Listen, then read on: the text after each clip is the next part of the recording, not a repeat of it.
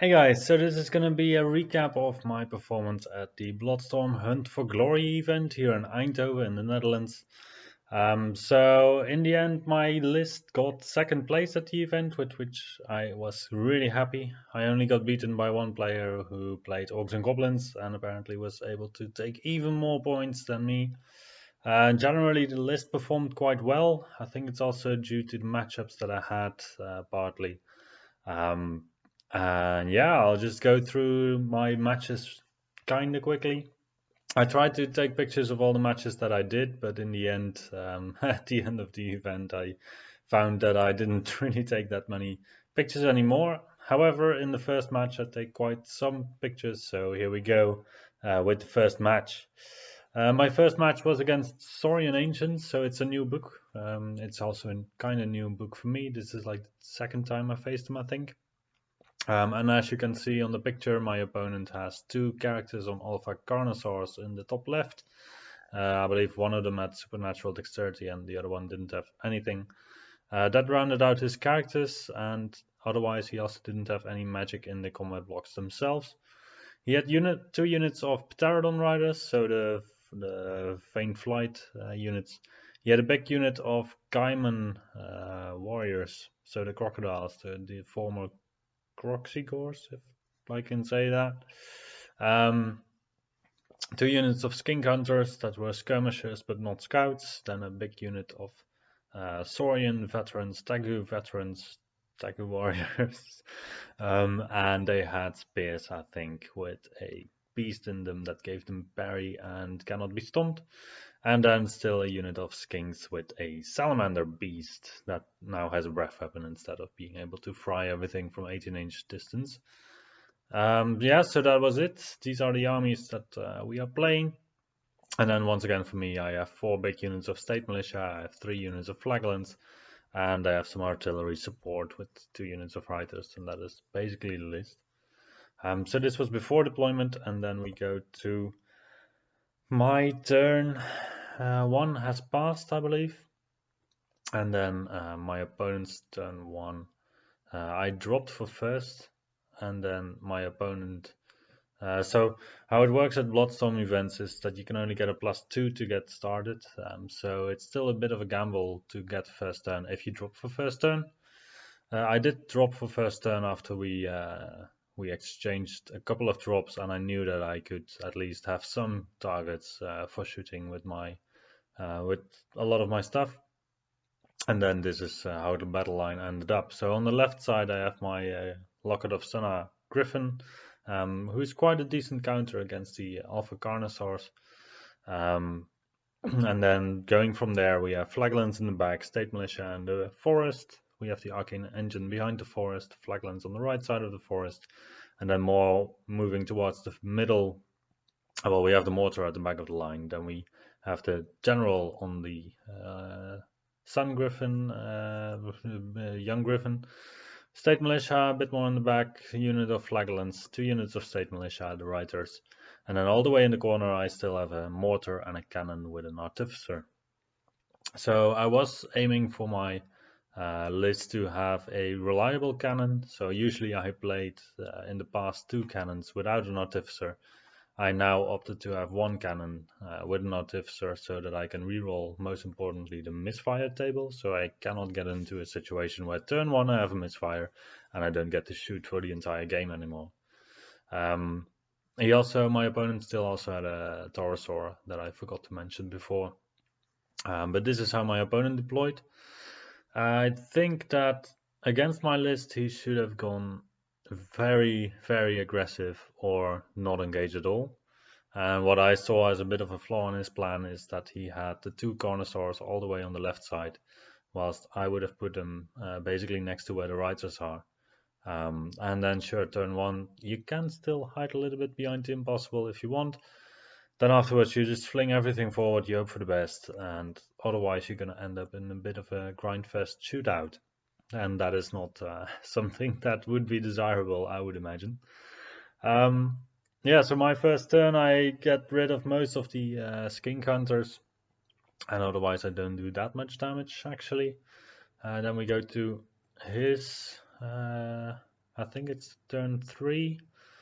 So by now I have hit a couple of times with my mortars on the Tegu warriors, reducing their numbers to 11 and having put 4 wounds, I believe, on the big beast. I was quite surprised that his Tegu warriors and his Carnosaurs, they moved up quite aggressively, but the Gaimon warriors were really concerned about the riders moving around their flank. I think the better play would have been to just rush them forward and not be bothered too much by the riders.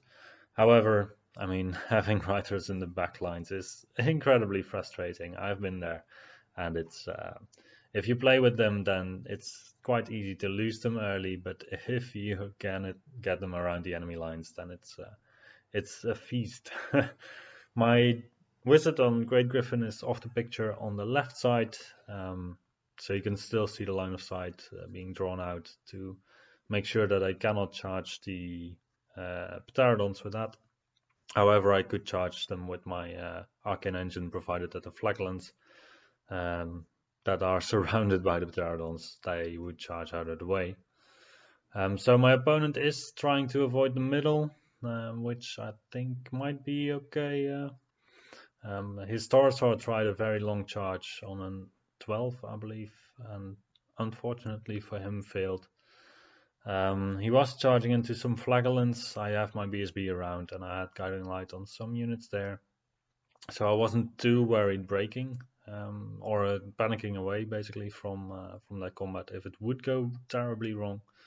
But it's not that nice if the Taurosaur would make it to me. I mean, a 3-up armor save gigantic monster with resilience 6 is kind of tough to deal with, which is why I have the cannon, but then the cannon has to reliably do some damage. And otherwise, the mortars still have some targets, but then at some point it also becomes interesting with the mortars to shoot at gigantic stuff. Then a bit later in the game, we have this picture. So by now my Great Griffin is still zoning on the left side. Well, the board is a bit more empty. So after my opponent's turn, I decided to charge in with some stuff, and well, I started to declare charges after another. So I believe the first charges I did, I don't remember which the first ones were. I believe there was a turn in between where the Taurosaur of my opponent actually he fled away for some reason, and I actually don't remember why. I believe it was a failed panic test for some. Yeah. So what happened is basically from the previous picture. If I go back to the previous picture, then what happened is that I charged the Pterodons. The Pterodons fled away from the Flagellants on the left side, and then they flew over the Taurosaur, causing it to panic. And the panicking Taurosaur fled away from the riders all the way on the right. So that meant that the Alpha Carnosaur and the Tegu warriors were quite unprotected. So then I charged in with the Flagellants on the Tegu warriors with my BSB, and also with the riders on their flank. And in response to that, my opponent also fled that charge, or that combination of charges. So then basically he had 2 Alpha Carnosaurs and the Skink warriors left at that flank, and also still the Gaimons in the back. But yeah, the rest of his battle line was kind of broken then. But that, yeah, it's also mostly because the Taurosaur went away. But even though it was minimized discipline, but then again, you're gonna feel a discipline check at some point during the game, quite likely. So yeah, then the table was quite empty suddenly, and yeah, we just continued with the shooting phase basically, where in the shooting phase I managed to shoot down one of the Carnosaurs with a little help from my cannon. And then otherwise in combat I managed, this was after his charges I believe, so that he managed to get these Skinks into combat with my State Militia. He did manage to grind through and break me and run me down, which was quite surprising to me because I thought that with stubborn I might hold still a chance. And also, even in combat, I thought that I would basically just outperform him in doing damage, but that was not the case. Um, and then I believe I can go to the last picture of the game. Yeah, basically everything got cleared up. And yeah, I believe all of his list was gone at the end, except for the Taurosaur that was in the backfield that was still alive that had rallied, which I could not get to. I did charge in my BSB because he has the Potion of Strength, and at this tournament it also doesn't matter for your own score if you lose any points. So I was like, oh, well, why would I not do this? And I forced him to take a break test, but he was that fast and he made it. And then that was the end of the game. So first round, I was quite impressed with the list.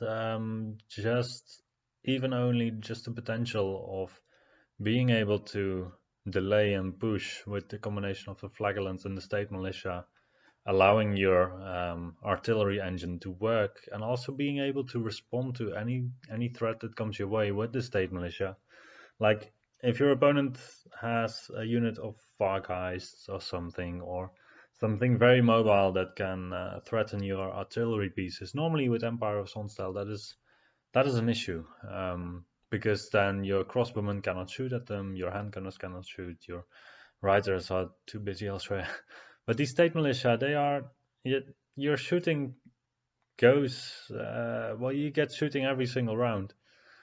And then you can still just march 8 inches, shoot with your pistols at 6 inches on a 4+, and you can reform freely, so you can get in like 24 shots with a 4+2 hit, so that's 12 hits at strength 4 AP2 if you go too deep. That is quite impressive, I would say. Now for my next matchup, I was going to play against Ogden Goblins. Well, I was going to play against Goblins. So Goblins backed up by wrecking teams, by giants, by scourers, by rock lobbers, and obviously gnashers. So in this picture you can see the enemy army also in full glory. It has some amazing models, it has some amazing sculpts as well. And so from left to right for my opponent, he has a giant, he has the goblins with 2 Madgits. Then he has a wrecking team, he has cave gnashers, he has a BSB on a cave gnasher. He has the gnasher herd. Oh, the cave gnashers I said before were the gnasher dashers. Then he had more goblins with 2 Madgits. He had a doom diver, a general on a cave gnasher. Then he had a scourer, a giant, another block of goblins with 2 Madgits. Then he had a wrecking team, and he had another hero on cave gnasher with shieldbreaker. He had a scourer, a Tron giant with a net, a rock splatterer, and some Gnasher Dashers behind the building. Me left to right, Riders, State Militia, a Cannon, Flagellants, my General on Young Griffin, Artificer actually, hidden in the picture, Flagellants, State Militia, Mortar, State Militia, Arcane Engine, BSB, Mortar, State Militia, Flagellants, Wizard on Great Griffin, and the Riders on the right side. So this big part of terrain between the Griffin and the Riders on the right side, we played it as an impossible, meaning that it would also block line of sight. And otherwise, I think the terrain is going to be quite clear in this picture. So I actually don't remember who got first turn, but I think it was my opponent. Seeing that the Gnashers, the wrecking teams, went full forward, and he also rearranged his lines a bit. So after my first turn, I just moved up. It was still quite a bit. I was trying to get some breathing room in my lines, basically, for the rest of the army, because in my practice games and well, my one practice game and my previous tournament game, I experienced that it is nice to have some breathing room with your state militia, so that if you do end up fleeing, which you might still end up doing, it is nice to have some breathing room for the entire list, so that you can possibly evade some panic checks by moving around, or just having some more table space really helps the list, I feel. And also, if you want to hit a Nesher racking team, then it is nice to be able to shoot it down with your pistols at short range. So this is the situation after my movement, I believe. And I don't remember exactly how it went. However, I did manage to get rid of both Nesher racking teams before they could do any damage. Yeah, generally that is also quite nice with this kind of list, that you are quite mobile with your short range shooting, and then still at a long range you still threat with your bows on your state militia. Funny thing is that I did end up moving a lot with the state militia, so the bows were not as effective as I had anticipated. However, maybe it's also coming from my opponents feeling the ranged pressure from the bows, in the sense that they have the feeling that they have to do something, and then they try to push me in a less comfortable situation, but then it ends up being a situation where the pistols are actually preferable. So then you can just march to 12-inch distance or 6-inch distance and use your pistols. Once again, we have the artificer in the bottom side next to the cannon and the mortar, so it can dish out the +1 to hit to either one of them, and prevent misfires from being really bad. Then for the next picture, we are a little bit later in the game, where my opponent charged with his general onto my BSB.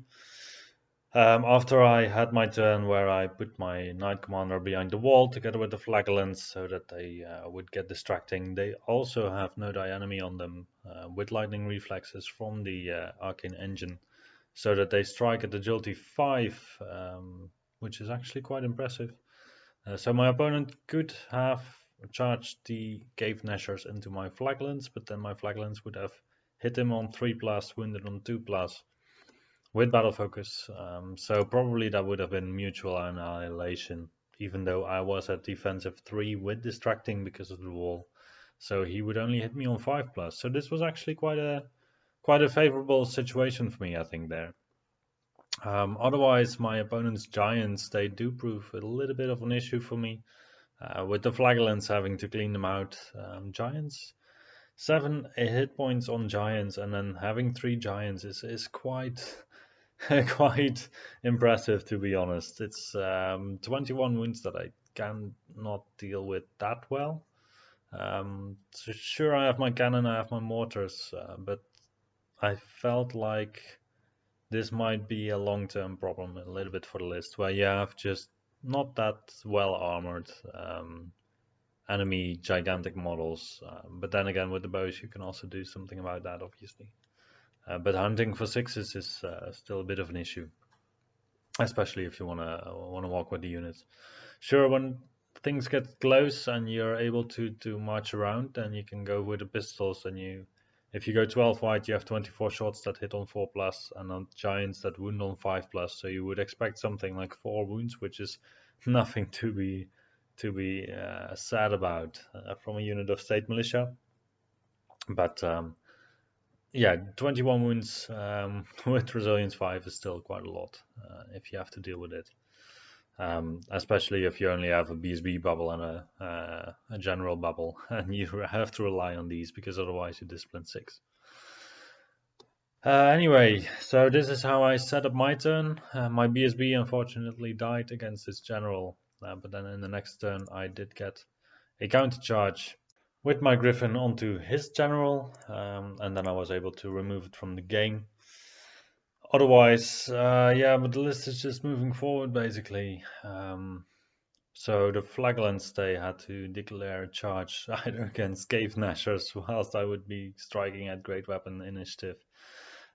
or against the giant, which was far away. So I opted for the field charge, basically. I did manage to clear out his Night Goblins with the Riders and the Knight Commander together in the back left field.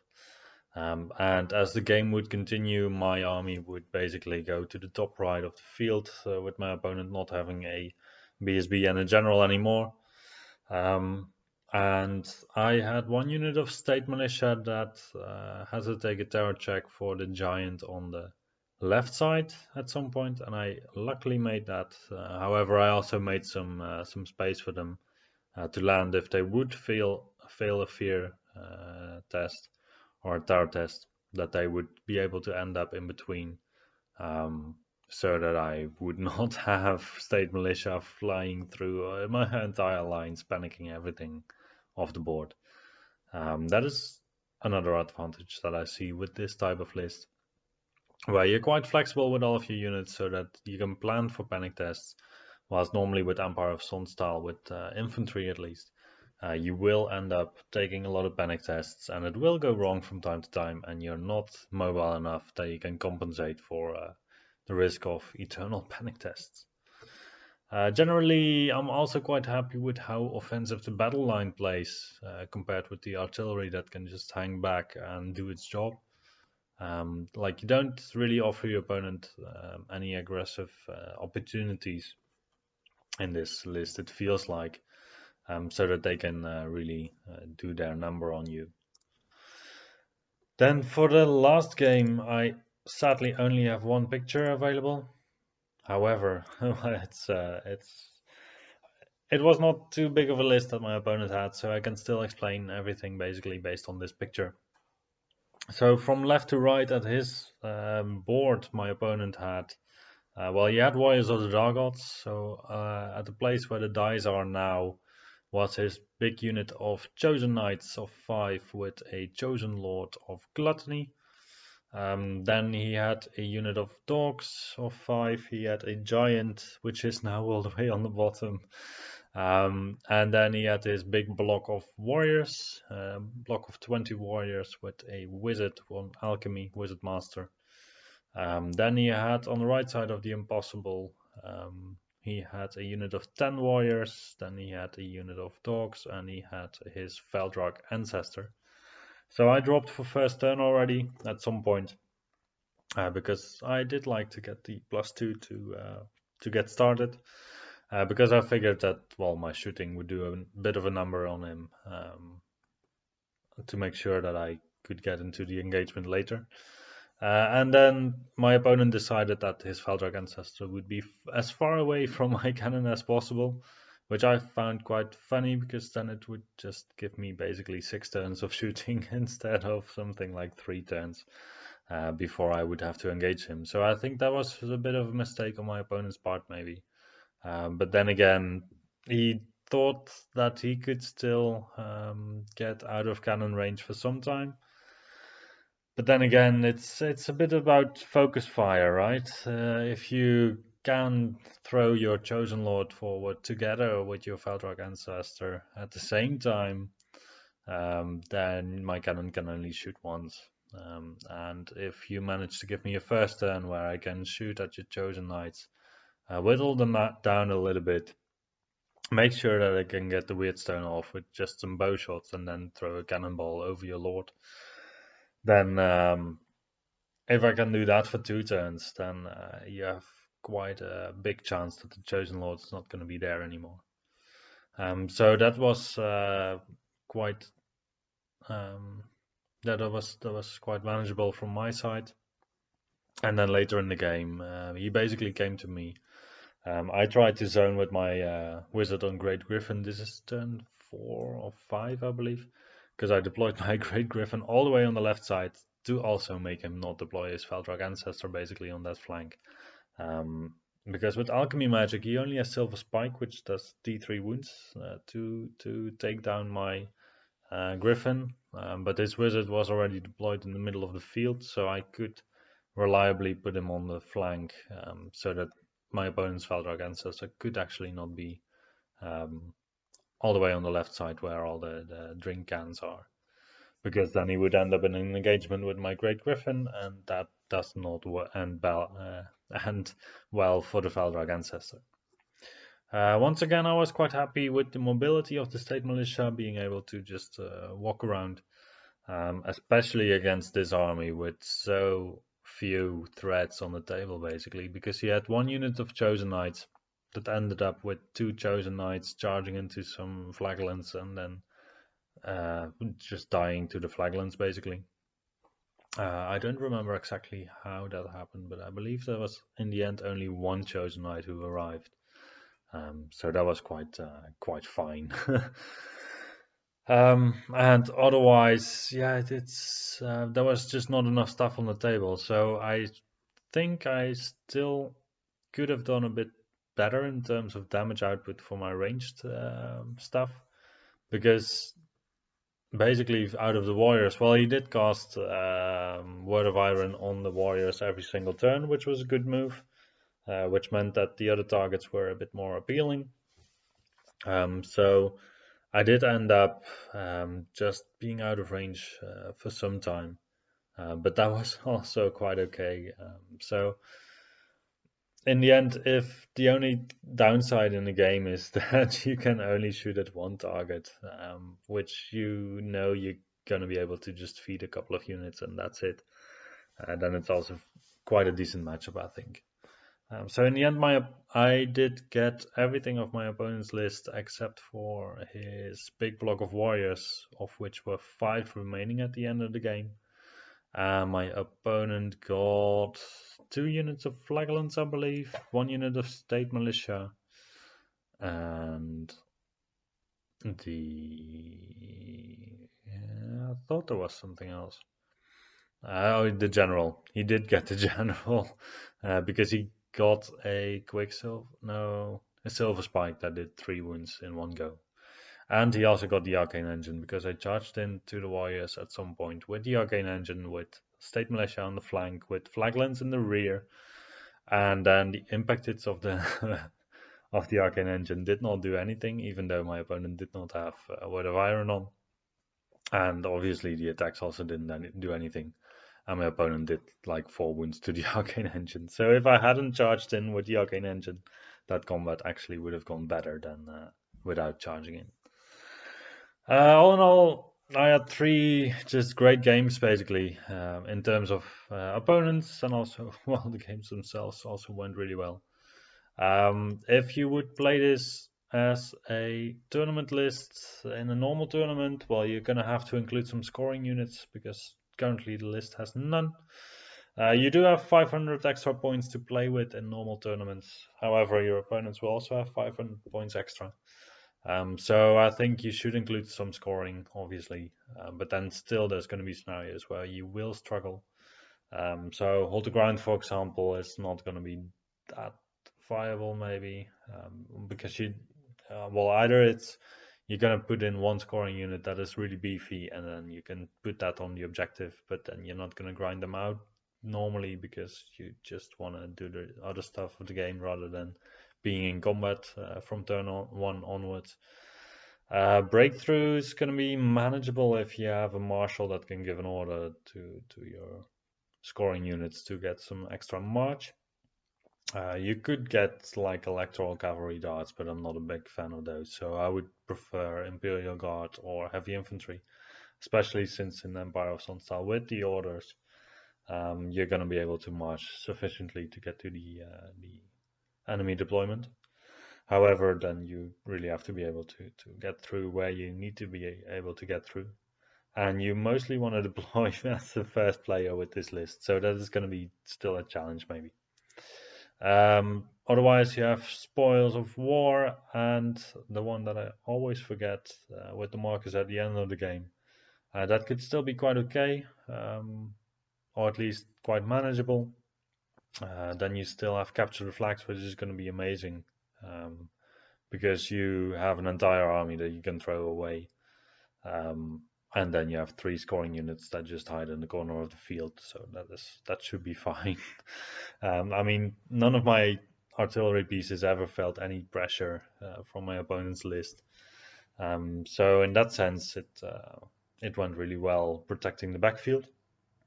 And then the last scenario, we have breakthrough, we have hold the ground, we have spoils, we have the other one, we have capture the flags, and the last one.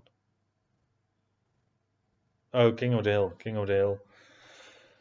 King of the Hill should also be fine, actually. So, like, more or less half of them can be fine if you just include some scoring in the list, which is generally fine for a tournament list. So, you might be able to make something nice out of this, but yeah, for now, I'm not gonna try. So, if you want to, feel free, and I will see you the next time.